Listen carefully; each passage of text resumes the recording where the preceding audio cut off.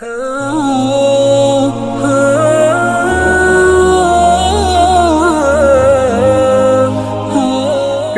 structures of doctrine and practice reflects what people view as sacred or spiritual. We have a pantheon of gods, spirits, and creatures. And men guarded the streams, fields, trees.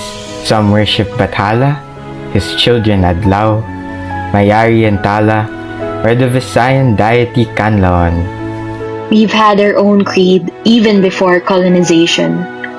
Islam was then introduced with a minority of 4%, consolidated on the southern islands of Mindanao, Sulu, and Palawan. China then entered the picture. Buddhism, Taoism, and Confucianism were brought. As two foreign religions, Islam and Christianity were established, and so a process of cultural adaptation and integration began, which is in fact still continuing to develop today. Through it all and through the years, religion has been a system that is essential to questioning styles, an essential function information of self-identification, a collective identification of a community. all of these shapes attitudes, cultural norms, and impacts humans and institutions' behavior. See, spiritual ideals may be relatively personal, yet faith is likewise a social institution. This is why we can say that faith, in a collective perspective, plays a huge role in the spiritual ideals one adopts as their belief system. We understand that faith exists. As we look closely, in a way, these people serving in different religious groups are proof of being united, faithful and devoted in their reverence and good works and acts. The solemnity and audacity to worship and hear the good words of Holy Scriptures are the fullness of journey of faith and trust. Many religions use certain actions during prayer that symbolized deference to their gods. Rituals of different doctrines form symbolic practice that highlights belief. These factors became a sacred indicator of faith for us, but will all of these still give you the sense of purpose when it's gone? See, religion is the largest worldwide source of relief. Our God is the well and water that never runs dry. But what if we become too clouded with the logic of religion? So centered in them that we label others with different beliefs as blind and unrighteous. We condemn others for simply being who they are, using doctrines as our license to rain on people's parade. Imagine just how something that is supposed to bring us together pushes us even more apart. Just how something that is supposed to unite us creates barriers between each and everyone. Until one day, because of our blind beliefs and arrogant ways, we all grow too far apart. Whatever happened to mutual respect?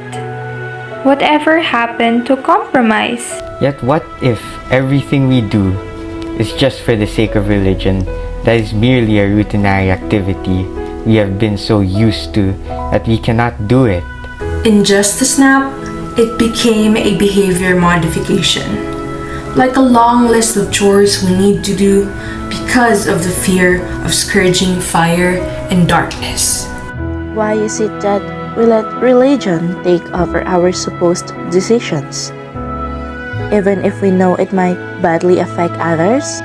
People lining up for so long just to get their vaccines, and then there's you who refuses to get vaxxed since you choose belief systems over science. You, who believe what your church leader said about vaccines, that they were a ploy of the devil who wishes to control the world. You who believe that mere prayers can cure the sick, and there's no room for medical intervention. But have you ever thought about the people who only want to recover and put a stop to this madness? For once, let us not only think of oneself, and demonstrate the love and respect we give God towards the people around us. As John 13, verse 34 to 35 of the Christian Bible says, "Love one another as I have loved you. So you must love one another. By this, everyone will know that you are my disciples, if you love one another."